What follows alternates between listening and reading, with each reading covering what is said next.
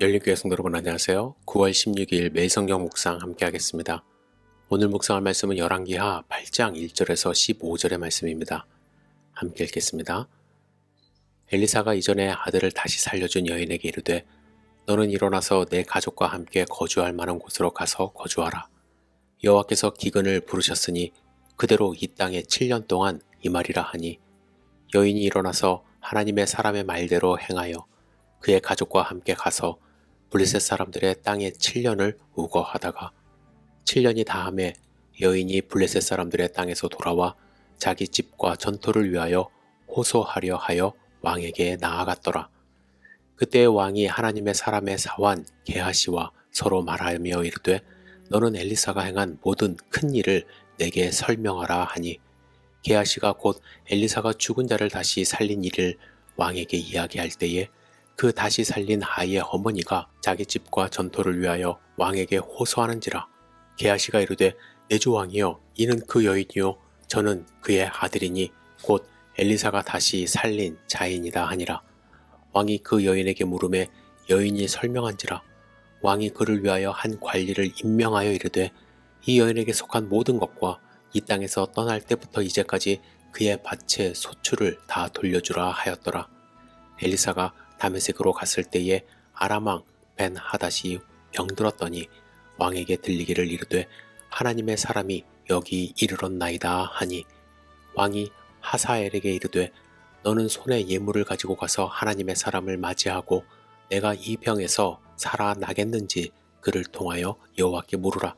하사엘이 그를 맞이하러 갈새 다메섹의 모든 좋은 물품으로 예물을 삼아 가지고 낙타 40마리에 싣고 나아가서 그의 앞에 서서 이르되 당신의 아들 아람 왕 벤 하닷이 나를 당신에게 보내 이르되 나의 이 병이 낫겠나이까 하더이다 하니 엘리사가 이르되 넌 가서 그에게 말하기를 왕이 반드시 나으리라 하라.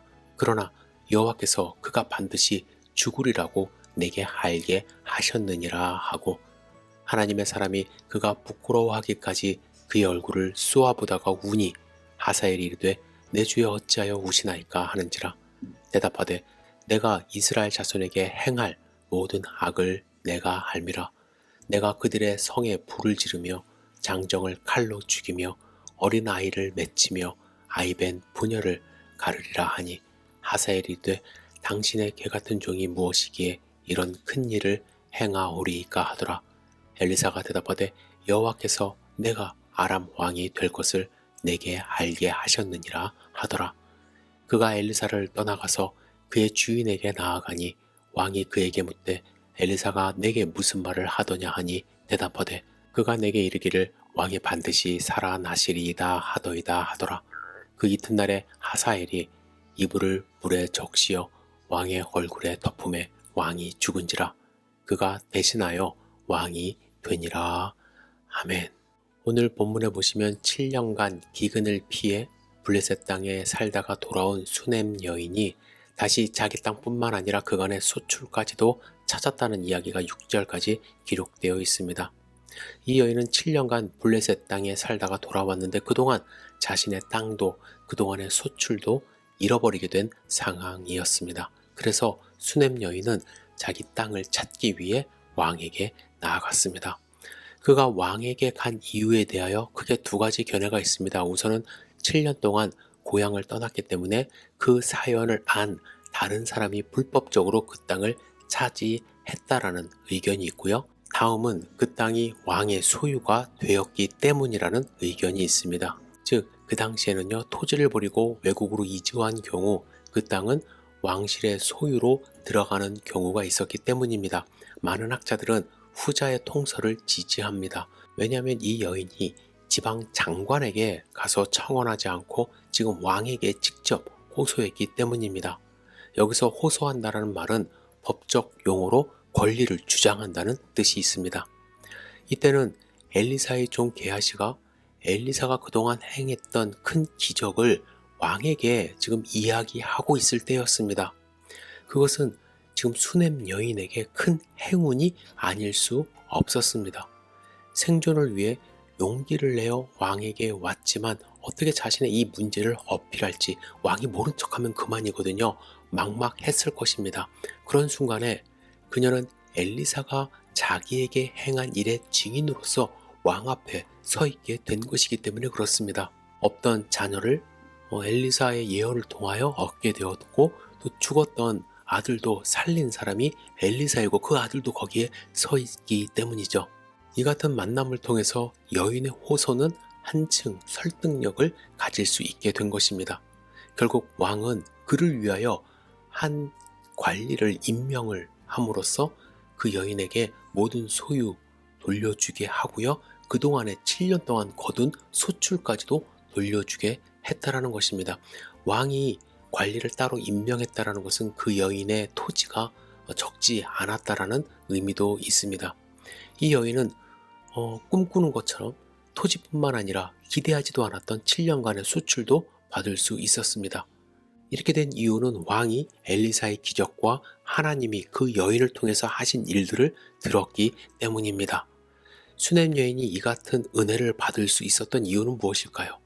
그는 과거에 하나님의 사람을 섬겼기 때문에 하나님의 돌보심으로 아들도 얻고 잃었던 재산도 찾은 것입니다. 사실 수넴 여인은 무언가를 바라면서 섬긴 것은 아니었습니다. 순수한 마음으로 엘리사와 게하시를 섬겼을 때 하나님도 엘리사를 통해 그 가정을 섬기도록 하셨습니다. 죽은 아이 살려주고 7년의 기근을 피하게 하시고 잃은 재산도 찾게 하신 것입니다. 여러분, 세상에 보시면요, 자신만을 위해 사는 사람들이 있습니다. 반면에 남을 배려하는 사람도 있습니다. 자신도 부족한데 남을 도와주는 사람도 많이 있습니다. 하나님은 이런 사람들을 돌보시고 그런 사람들을 사용하십니다. 다윗이 사울왕을 피해 도망 다닐 때에 그에게 찾아온 사람들이 있었습니다. 환난당한 자, 빚진 자, 마음이 원통한 자 400명 이상이 찾아왔어요. 하지만 다윗은 그 당시 자기 목숨 하나도 부지하기 어려웠거든요. 하지만 그들을 내치지 않았습니다. 생명의 위협에도 불구하고 동고동락했습니다. 그런데 놀라운 점은 무엇이냐면, 그렇게 다윗이 베풀었을 때에 다윗이 왕이 되자 그들이 다윗의 초석이 된 것입니다. 여러분, 우리는 결코 혼자 살 수 없어요. 또한 하나님의 도우심, 은혜 없이 우리는 단 하루도 살 수 없습니다. 우리가 누군가에게 무의식적으로 무언가를 베푼다면 그것은 하나님이 그냥 두고 보시지 않습니다. 언젠가는 반드시 하나님이 우리에게 또 다른 도움의 손길이 필요할 때 하나님의 손길로 갚아주십니다. 그래서 우리는 가능할 때, 가능한 범위에서 도움의 손길을 베풀며 살아야 한다는 것을 오늘 본문을 통해서 말씀하십니다. 여러분, 오늘 어떠한 삶을 사시겠습니까? 우리가 만나는 사람이 혹시 간절하게 도움이 필요할 때, 혹시 내가 이렇게 봤을 때에 그에게 도움이 필요하다고 한다면 내가 할 수 있는 시간과 또 물질을 내어줌으로써 하나님의 사랑이 나를 통하여 전달될 수 있도록 여러분, 하나님의 축복의 통로가 되시기를 주님의 이름으로 축복합니다. 기도하겠습니다. 전능하신 주님, 하나님의 손길을 사모하며 기도합니다. 우리가 하나님의 손길을 느끼기 위하여 내가 먼저 하나님의 손길을 베푸는 사람이 될 수 있도록 인도하여 주시옵소서. 때로는 우리에게 하나님의 은혜와 하나님의 도우심이 필요합니다. 그 순간 누군가를 통해서 하나님의 도우심을 받을 수 있도록 나도 지금 할 수 있을 때 도와주고 하나님의 사랑을 베풀 수 있도록 주여 우리의 삶을 인도하여 주시옵소서. 예수님의 이름으로 기도드렸사옵나이다. 아멘.